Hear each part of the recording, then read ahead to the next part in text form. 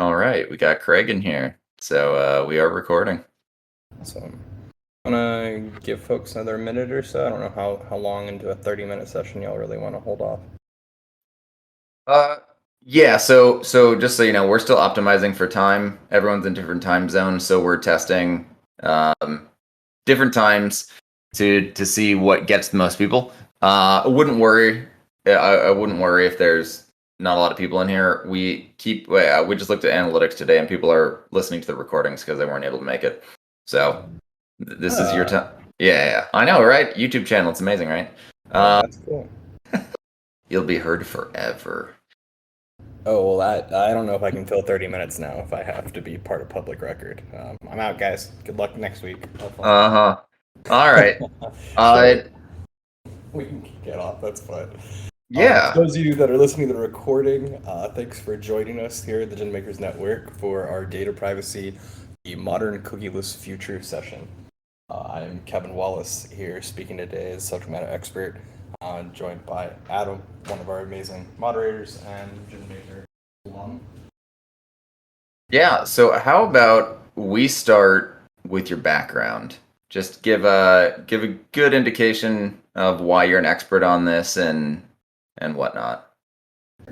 So for those of you listening, I've got a little bit over 10 years of experience in the esports gaming and entertainment space, as well as a little over 5 in the programmatic advertising space, working with large-scale brands, Fortune 500 companies, and ad tech providers on optimizing campaigns, as well as performance deliverables for different advertising campaigns. Hopefully this background has culminated in a somewhat required and somewhat learned knowledge in both the space around privacy, making sure that we're handling data correctly when it comes to sensitive first-party data for minors. This can come from legislative knowledge, technical knowledge from an actual capability and implementation standpoint, but also just kind of a general advisory knowledge. A lot of things that people think that are obvious duh moments often tend to be some of the most frequently issued problems that we run into in this space. So excited to talk today about some of the things we've noticed from the companies that worked out in the past, as well as how that kind of interlines entertainment and gaming. It's a good introductory background there for you. Yeah, great. And it seems like you're cutting out a little bit. I just wanted to call it out now. Let me see. Is this any better? Yes. I think it's the pesky Discord sensitivity settings. Let me turn that down a little bit so you folks can hear me a little bit better. Oh, now you sound great. Now I want you to do that over again. There we go. So just for recording's sake here, little quick recap. Kevin Wallace, 10 years of experience in the gaming, esports, and entertainment space with a little bit over 5 in the ad tech and programmatic advertising space. Talking today about privacy, why it matters, and the impact that has with the shift to a cookieless solution in the future. So pretty much a conversation I've had with a lot of clients over the last year. I think the good part probably to kick off today is, what is a cookie? Why does it matter towards data and privacy settings? I think a lot of you that are listening are probably knowledgeable in this space, but it's good to have a good home base to start from. So for those of you who may not know, a cookie is a device that is used to track a user across the wide world of the internet. And this is relevant because through this data, companies are not only able to track your interests, your purchase history, it affects your credit card data, it affects how you're served advertisements, all the way down to whether or not you can actually properly log into a website, as we're seeing a lot of people enforce that cookie data that way. So good place to start, knowing why that cookie matters and why it affects now privacy. Due to an announcement last year from Google that makes up a little bit over 87% of the market when it comes to the advertising space, we have been tackling this big issue around how much data is too much data.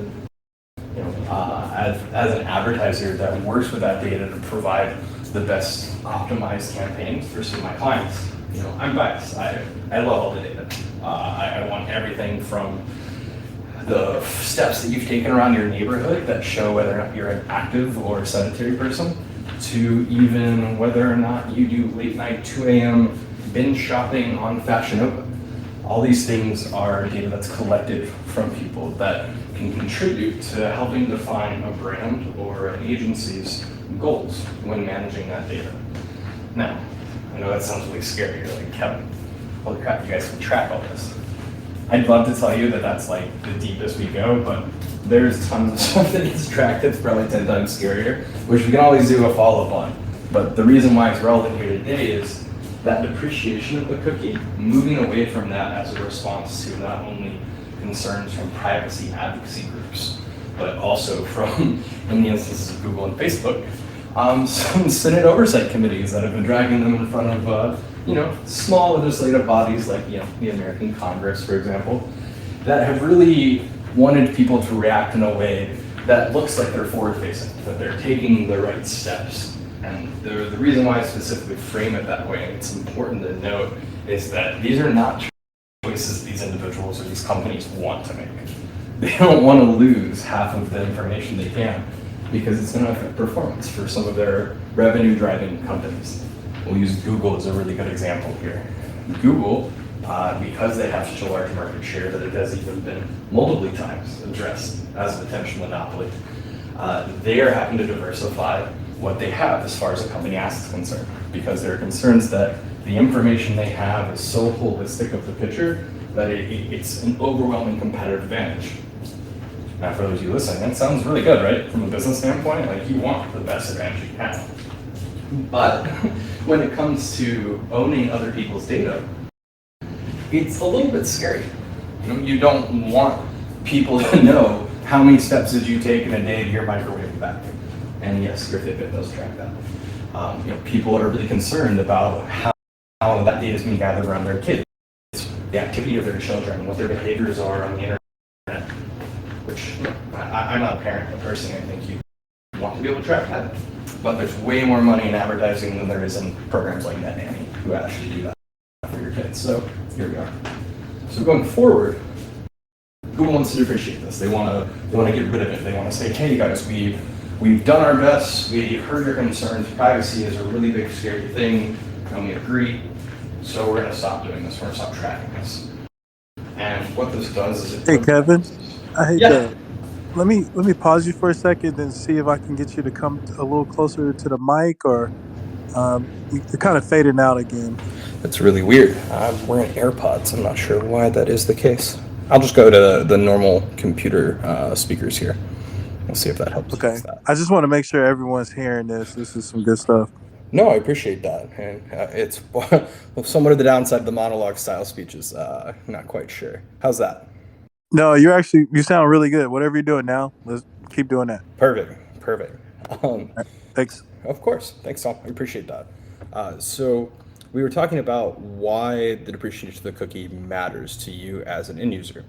This can affect anything from your ability to log into some of your favorite sites using like your Facebook login or your Twitter info, or for those of you who might be streamers out there, Twitch, all the way to whether or not Instagram sends you a bunch of ads that have nothing to do with what you care about. A lot of people complain that they're served ads for, St. John's warts remedies, or maybe, psoriasis fixes, and it's not relevant to them. That's information that can only be targeted off of this cookie. Now, when we're talking about the depreciation, a lot of people like to get scary. They like to say, oh, the sky's falling, the world's ending, this is just going to magically turn off one day. But the problem is, Google, because it not only does this ad serving capability, it also owns a lot of the publisher relationships, like the websites that you visit, some of the networks that they're part of. All of those things require inventory being filled, meaning someone's got to buy that inventory. And you might think, oh, well, then Google probably needs to go and talk with a lot of these people. But funny and twisted part about that is Google actually owns that as well. It's called Google AdX. It is their own inventory ad exchange that allows their own priority bidding. Going forward, what does this mean for us as end users, and what does it mean for people that are trying to actionize on this data? As an end user, you're going to see every single site you go to have one of those obnoxious, we need you to opt in order to utilize our website. Legally, if you ever see something where it says that you cannot use the website at all without opting in, you are more than welcome to report that. That is not actually allowed. There's a lot of misconception in the space right now as there's a lot of conflicting legislation around it. But the important thing to take away here is that you should know that going forward, your data is going to be much harder to obtain from third parties. It'll be much harder to track you and target you as a user by third parties. So the sense of big brother, the sense of feeling followed around all the time is not one that I think you'll have to worry about per se, but it will be one that you want to think about when you ask yourself why, 6 months from now, you're getting a bunch of ads for products you don't care about. I recommend if you get annoyed or tired of that, you're more than welcome to connect to your home Wi-Fi, as residential IP is something that still can be leveraged going forward in campaigns, and it's something that people will have no issues targeting for you in the long term. When it comes to what's next for advertisers and maybe marketers or other individuals here that actionize on this, you should be talking to your data providers, the vendors you're working with, asking them what is their cookieless solution. It's a nice, fun buzzword, but it's one that has a lot of importance in the space right now, whether it be folks like SacketApp, the DSP that I work with, where we utilize contextual targeting, or it can trickle all the way down to a lot of folks in the event space will now be only utilizing first-party data in order to curate event invite lists or post-event attendee resources.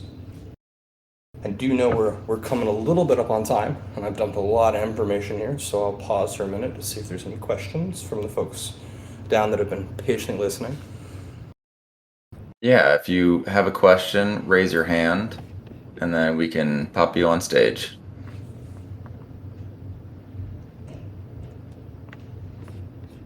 I don't know if it's fair, but I put myself on stage. Hey, Kevin. Hey, Dal, what could I answer today, bud? Alrighty. So I know we're on Universal ID. I think a question that we have, I guess, here at Mainstream as well is like the governing body that are passing out the UIDs. Will they have too much power? How's that power, I guess, spread out across the industry? How many different entities can give out UIDs? What does that mean for small businesses and smaller publishers as well? That's such a great question, Dom. I appreciate that one. So the nice thing there is right now there isn't a universal body. There's no United States digital identification system or something more Minority Report like it. But there are companies like the Trade Desk who have tried to push UID 2.0 as their own product, which admittedly as a market has not been adopted very well. Or there's companies like LiveRamp, who is actually one of my favorite data partners. They have an amazing team over there. But more importantly, what they do is they're so interconnected with so many data sources, including the federal government, that they actually have a system where you provide certain first-party data that you want to be matched, so to speak, doing air quotes here for those of you that are listening to the recording, and you provide your piece of the ID graph. That can be social handles, that can be phone numbers, emails, etc. And that goes to their system, and their system goes, cool, we have been able to match X, Y, and Z data points to a user on the internet. We're pretty sure, I think most optimal match rate is generally around like 42 to 43%. So it's not an exact science, as we all have 15 emails, 2 or 3 phone numbers, etc. Thanks to Google Voice. But it will then provide that parsed data back to the requester. And the really big important part to take away from here is that no one gets to have all pieces of the puzzle. This data goes to the bit stream, it's parsed out, it's encoded.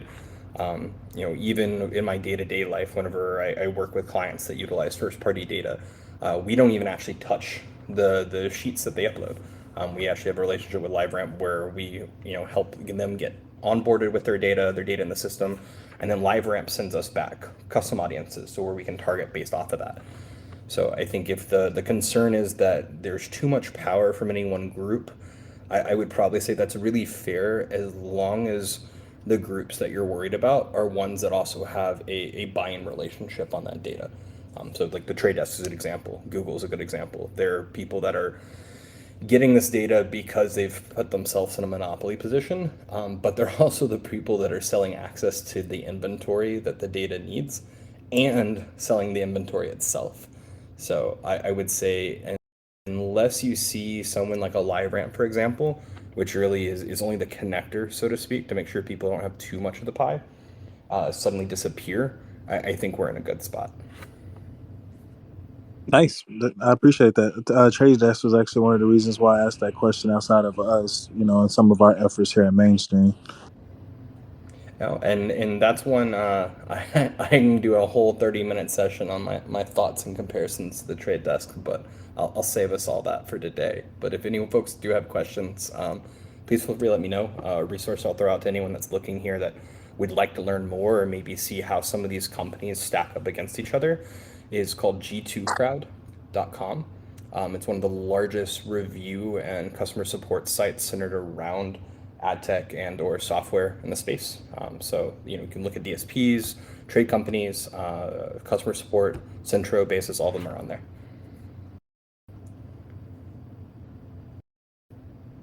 Hey George, I see you popping up there, bud. How's your day going? Hey, Kevin, what's up? It's going pretty good. It's a little gloomy and rainy here in Dallas. Nothing crazy. I chimed in a little late, but I'm looking at the title here, Modern Cookieless Future. So are you saying that we are going away from cookies? For example, if I was to go to a web browser or a site and it's prompting me to accept the cookies, is that something that's going away? Yes. So believe it or not, Google and the Trade Desk, two of the largest people in the space when it comes to actionizing that cookie data, have told everyone that they're actually going to depreciate it. Personally, I think it's more of a response to some of the judiciary stuff that's going on around privacy right now, especially in the U.S. But they have said that internationally, they originally planned to have it depreciated by this year, but they've now pushed that another year or so down the road as their replacement. I'm air quoting replacements here. It's realistically products meant to still monetize it, but without giving access to everyone, have been rejected by Europe and multiple other countries. Gotcha. So this is I'll know if this is the reason why I guess Mr. Zuckerberg and Meta are a little furious about Europe and his data privacy. Oh, Is that 100%. one of the Yep. ongoing things?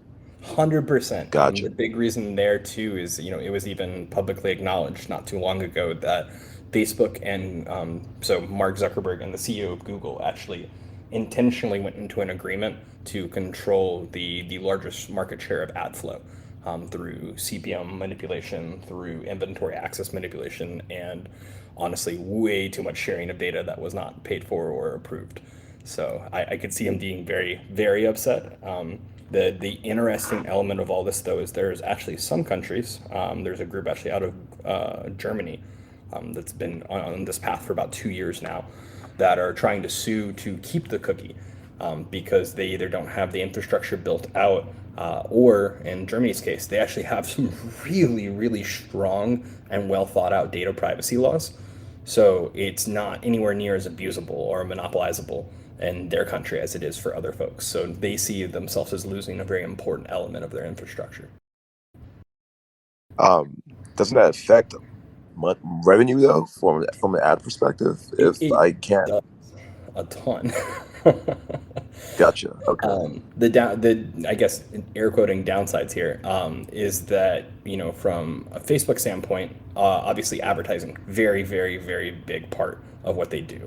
Unfortunately, due to some of the problems they've had around community moderation, their guidelines, abilities to target, it's one of the reasons why I don't advise people to use Facebook advertising anymore, because they now can't target based off political affiliation, sexual orientation, special interest group alignment. Like, I can't target if you were a Boy Scout member, even though it's right there in your likes and you're a member of the group.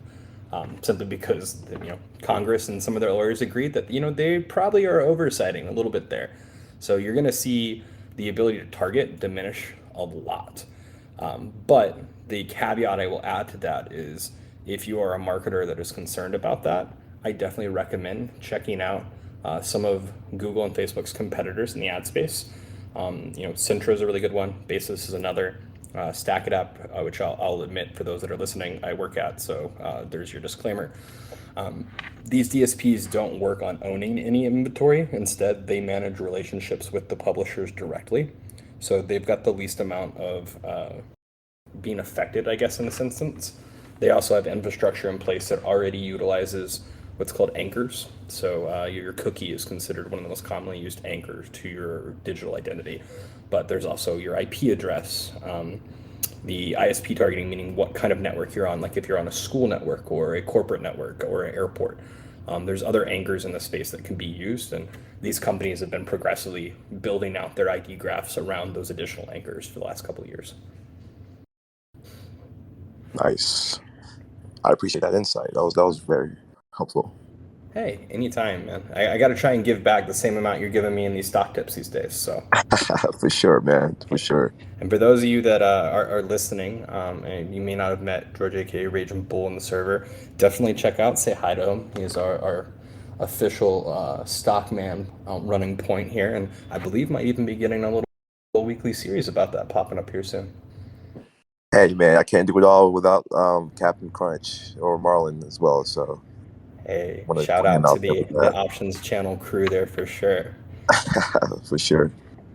Awesome. Well, as we're winding down here throughout the last call of the audience, for any folks that may have questions, uh, if not, we'll put a wrap on it today. Thank you, everyone that came out in the audience. I appreciate you guys stopping by. For those of you that are listening at home, please make sure to check out the Gin Makers Discord server, or looking forward to having you. And if you have any questions, please drop them in the comments below or reach out to us directly. We're here to educate and here to lift up. Cool. I appreciate it, Kevin. Thanks for joining us.